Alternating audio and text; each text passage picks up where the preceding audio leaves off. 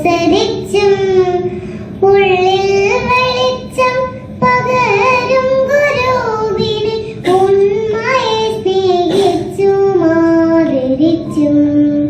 കൂടെ പഠിക്കുന്ന കുട്ടികളെ തന്നെ കൂടെ പിറപ്പുകളായി നനച്ചും